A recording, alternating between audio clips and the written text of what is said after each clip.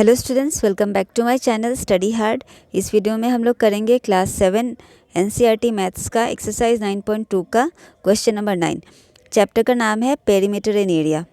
तो question number 9 में देखो पूछा गया है, Shazli took a wire of length 44 centimetre. Shazli ने क्या किया, एक वायर लिया जिसका लेंथ है 44 सेंटीमीटर का। ठीक है, यहाँ तक समझ में आया।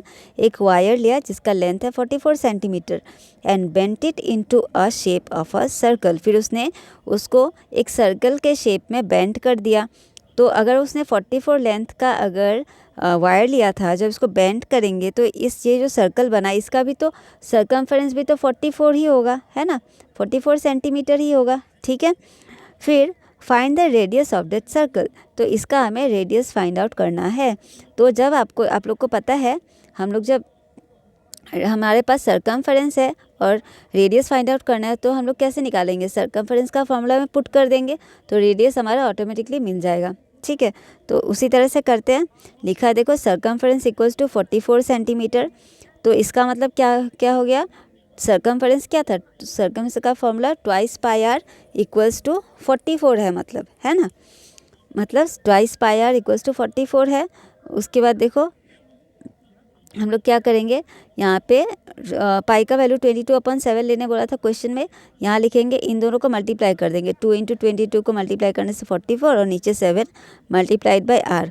उसके बाद क्या करेंगे हम लोग, ये 44/7 को हमें क्या करना होगा, इस साइड भेजना होगा।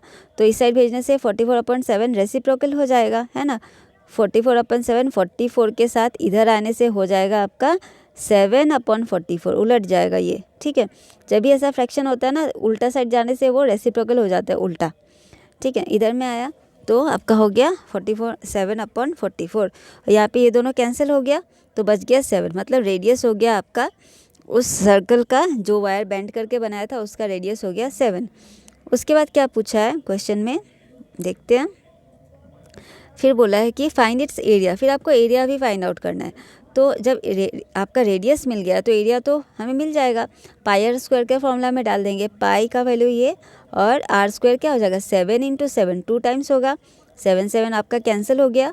22 × 7 कितना हो गया, 154 सेंटीमीटर स्क्वायर। यहाँ तक आप लोग को क्लियर है। उसके बाद देखते हैं क्वेश्चन आगे क्या पूछा है क्वेश्चन में। देखो, if the same wire, same उसी वायर को, उसी वायर मतलब क्या, वही वायर जिसका लेंथ कितना था 44 सेंटीमीटर्स। ठीक है, उसी वायर को is bent into the shape of a square. उसको अब इस बार स्क्वायर के शेप में बेंट किया गया। What will be the length of each of its sides. तो ईच साइड का लेंथ कितना होगा।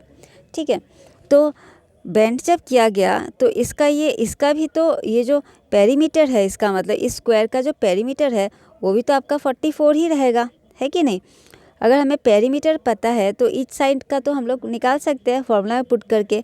फॉर्मूला क्या होता है पेरीमीटर ऑफ अ स्क्वायर का, वो होता है आपका 4 × साइड। ठीक है, मगर उससे पहले हमें थोड़ा लिख लेना होगा। जैसे if the wire is bent into a square, length of the wire कितना होगा, इज बिकम हो जाएगा पेरीमीटर ऑफ द स्क्वायर, उसके बराबर होगा। ठीक है, लिखेंगे पेरीमीटर इक्वल्स टू 4 × साइड।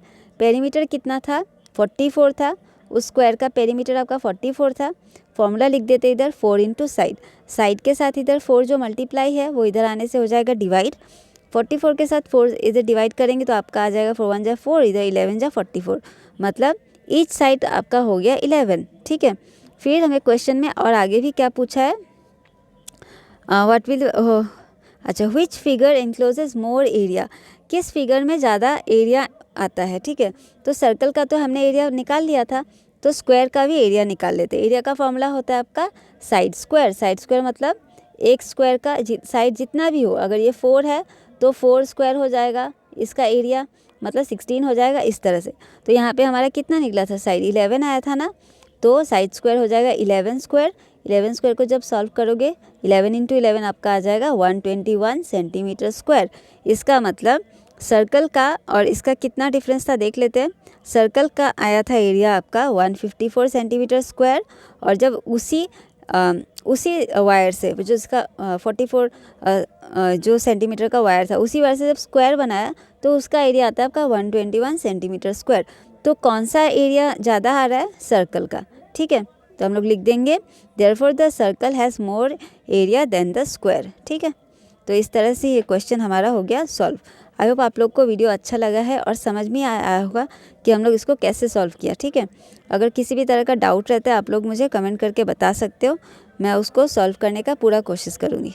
ठीक है, थैंक यू फॉर वॉचिंग। मिलते हैं नेक्स्ट वीडियो में, क्वेश्चन नंबर 10 करेंगे वहाँ पे एक्सरसाइज 9.2 का। Thank you for watching.